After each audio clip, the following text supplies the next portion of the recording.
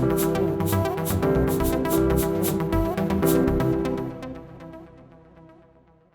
namaste everyone. It's me, your host, Swastika Shrestha. Welcome to the yet another episode of On the Spot. र आज पनि हामी नयाँ विषयवस्तुको साथमा उपस्थित भइसकेका छौँ। अहिले स्थानीय निर्वाचन नजिकिएसँगै नेपाली राजनीतिमा नयाँ तरङ्ग पैदा भइरहेको छ। 2074 सालमा भएको स्थानीय निर्वाचनको सरकारले 5 वर्ष देशलाई हुइकायो र 5 वर्षको अवधिमा भएका राजनीतिक उतारचढाव, राजनीतिक अस्थिरता र संसदलाई निकम्ब बनाउनेदेखि संविधानको धजिया उडाउनेसम्मको गतिविधि यी 5 वर्षमा प्रष्ट देखियो। र आज भने हामी यस एपिसोडमा मुलुकमा चुनावको चटारो र 5 वर्ष सरकारको समीक्षा गर्ने प्रयत्न गर्नेछौँ। राजनीतिले लिप्टिएको हाम्रो देश जब देश निर्वाचन र चुनावको सङ्घारमा पुग्छ तब हाम्रा नामका राजनीतिज्ञहरू आफ्ना पार्टीको झण्डा बोकेर भएका अनि नभएका उन्नति र प्रगतिका बोली बोल्दै भाषण दिन सुरु गर्छन्।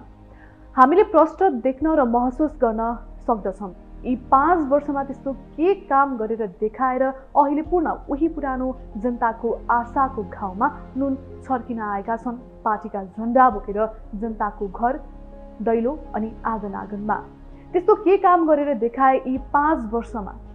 यी 5 वर्षमा जनताको आय स्रोत कति बढ्यो त? रोजगारीको अवसरहरू कति सृजना गरियो र बढाइयो? राजधानी अगाडिको लाइनलाई कति घटाइयो त? खुम्चिएको आर्थिक व्यवस्थालाई कसरी व्यवस्थित गरियो त? हरेक वर्ष साउनको रेलमा हजारौंले ज्यान गुमाउँदै आइरहेका छन् र त्यसलाई यी 5 वर्षमा कसरी न्यूनीकरण गर्ने प्रयास गरियो त? वृद्ध भत्ता बढाउने बकौं फुसे गफलाई अब कार्यान्वयनमा चाहिँ कहिले ल्याउँछन् त? यी 5 वर्षमा हाम्रो देश कति निर्यातमुखी बन्न सक्यो त? यी 5 वर्षमा हाम्रो देश कति आत्मनिर्भर बन्न सक्यो त? यी सबै प्रश्न हाम्रा देशका चलौतेहरूको लागि भने निकै नै जटिल प्रश्न हो। न यसको उत्तर उनीहरूसँग छ न हुने नै छ। यदि छ र हुनेछ भने होला यी प्रश्नको उत्तरहरू उनीहरूसँग। हामी हरेक नेपालीको टाउकोमा अहिले ऋणको भारी कति छ? अब देशको ढुकुटीमा देश कति महिनालाई थेग्न सक्ने आर्थिक पहुँच छ? राजदूत सिफारिसमा अब कसको पल्ला भारी छ? जनताको अपेक्षा र विश्वाससँग कसरी मुख मोड्नु पर्छ?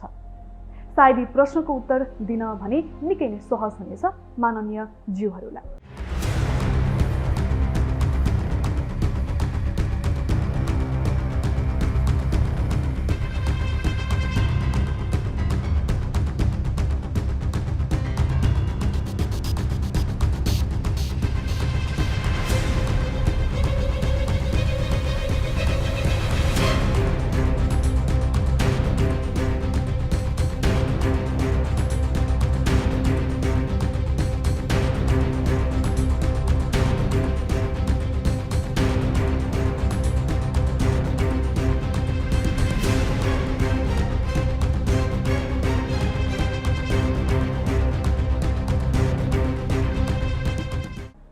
पाँच वर्ष सरकार अवधिमा एक लौटी रूप नेकपा एमाले देश हुइकायो। गठबन्धनको नाममा आफ्नै घरभित्री झगडालाई सल्टाउन नसक्दा दुई पटक संसद विघटन भयो, जसले नेपाली राजनीतिलाई उग्र पंक्तिमा पुर्यायो। संविधान संकटमा देखियो, लोकतन्त्र संकटमा देखियो र व्यवस्था संकटमा देखियो।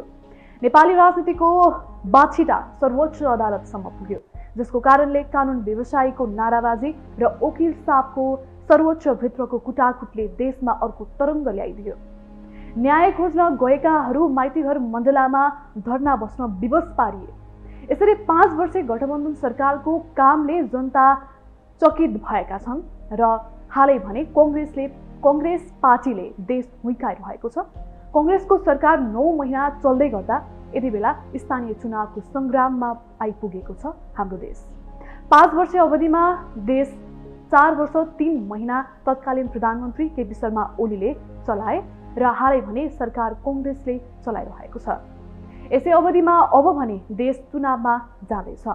अबको सरकार र गठबन्धनमा होमिलिएका पार्टी र एक्लिएको एमाले अब कस्तो भूमिका खेल्ला त? त्यो भने समयले पक्कै देखाउनेछ। सकस र सत्ताको लागि भइरहेको आरोप र प्रत्यारोपले अब कसको पल्ला भारी देखिन्छ त? त्यो भने पक्कै नेपाली जनताको भोटले गन्ती गर्ला।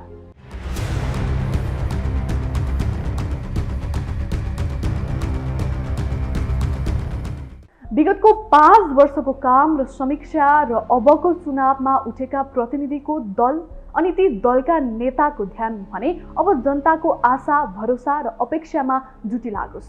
हुन त देश र जनताको लागि कति गर्न सकियो र कति गर्न सकिन्छ भनेर सोच्नुको सट्टा आफ्नो पार्टीलाई कसरी सत्तामा लाने र कसरी बकमफुसे गफ दिएको भरमा 5 वर्ष कटाउने भन्नेमा माननीय जीहरूको ध्यान रहेकै छ।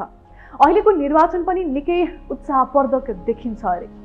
अबको उत्साहले भने कस्तो बेजोड रूपी प्रस्तुति देखाउँछ भने त्यो भने हेर्न बाँकी नै छ। हरेक पार्टीले अर्को एक पार्टीको आड नली बोल्न सक्दैन, स्टेजमा भाषण छाड्न सक्दैनन्। यस्तो अवस्थामा भने आम नेपाली त्यो मोडसँग गुज्रिरहेका छन्। टिक्का र टिप्पणी आफ्नो होइन अरूको गर्छन्, आफ्नो होइन एक अर्काको नियतमा प्रश्न उठाउँछन्। सबै आफै त महादेव कसले देला बर जस्ता छन्। यसलाई भनिन्छ नाच्न आउँदैन अनि आगो टेढो। व्यतिथि र विसङ्गतिले यति पिल्चिसकेको छ कि एउटाले काम गर्यो अर्कोले देखिन सक्ने र अर्कोले गर्यो अर्कोले देखिन सक्ने। गरिबी र महँगीले देश तात पल्टिसक्यो। ऋणको भुमरीमा फसिसकेको र पनि भत्ता बाँड्न भने पछि परेको छैनन् हाम्रा देशका हाइहुतेहरू। अग्लो डाँडा जहाँबाट काठमाडौँ सहर छर्लङ्ग देखिन्छ त्यस्तो ठाउँमा लगेर भ्यू टावर ठडाइदिन्छन् अनि विकासको नाम दिन्छन् भ्यू टावरे विकास। कुनै पनि नेपालीले समुद्र चाहियो, समुद्रमा चढ्ने पानी जहाज चाहियो भनेर भनेका छैनन्। कुनै पनि नेपालीले कर तिर्दैनौँ भनेर पनि भनेका छैनन्। कुनै पनि नेपालीले सिंहदरबार घर आँगनमा चाहियो पनि भनेका छैनन्। ठुला विशाल फड्को मार्नु परेको भनिएको त होइन, तर सासाना आशा र अपेक्षालाई कुल्चिएर मार्ने काम नगरौँ। देशको अझै पनि पश्चिमी कति भूभागमा औषधि खान नपाएर ज्यान गुमाइरहेका अवस्था छन्। चिसोमा घरको छानो नभएर ज्यान गुमाइरहेका छन्। एक नाबालकलाई जन्म दिने आमाको हस्पिटल ल्याउने क्रममा बाटोमै मृत्यु भइरहेको छ।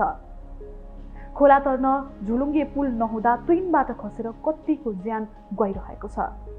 खै त यी साना साना कुरामा ध्यान गएको। विशाल भाषण र बकुमफुसे गफ हाँक्दैमा हजारौं नेपालीको आत्मा खुसी हुन सक्दैन। हरेक ठुला विकास अनि प्रगतिको पनि पाना पल्टाउनु अघि हरेक एक साना सङ्कल्पबाट सम्भव हुने गर्दछ र त्यो आजैबाट सुरु गर्न आवश्यक छ। हामीलाई हाम्रो देश स्विजरल्यान्ड बनाउनु पर्यो भनेको छैनौँ। हामीलाई हाम्रो देश नेपाल भएर विश्व सामु चिनिएको खुसी र गर्व लाग्छ। नेपाल भनिएर चिनेर हजारौं पर्यटक देश भित्राउन सक्छौँ र यी पर्यटन प्रवर्धन गराएर देश पाल्न सक्छौँ र आर्थिक गिरावटलाई खुम्चाउन सक्दछौँ। आय स्रोत बढाएर ऋण घटाउन सक्दछौँ। रोजगारी सृजना गरेर राहदानी विभाग अगाडि लाइन घटाउन सक्दछौँ हामी आफैले।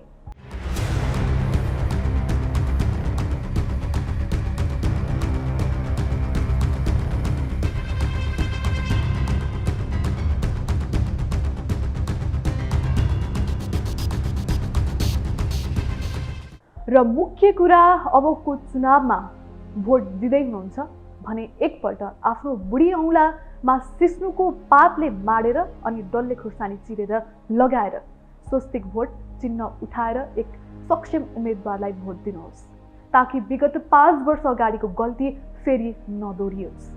र उठ्नु भएको उम्मेदवारले चाहिँ उम्मेदवारी जिते पश्चात गाउँमा बुढाबुढीको झगडा मिलाउने मात्र होइन, देशको स्तर उन्नति र स्थायित्वमा केन्द्रित रहेर देश विकासको र आफ्नो केन्द्रको आफ्नो गाउँको ठाउँको उन्नतिमा लागि परौँ। हवस् त अहिलेको लागि भने हामी यस एपिसोडको अन्त्यमा पनि आइपुगिसकेका छौँ। अर्को एपिसोडको साथमा फेरि पनि हामी उपस्थित हुने नै छौँ। हेर्दै गर्नुहोला युटिभी एचडी। नमस्ते।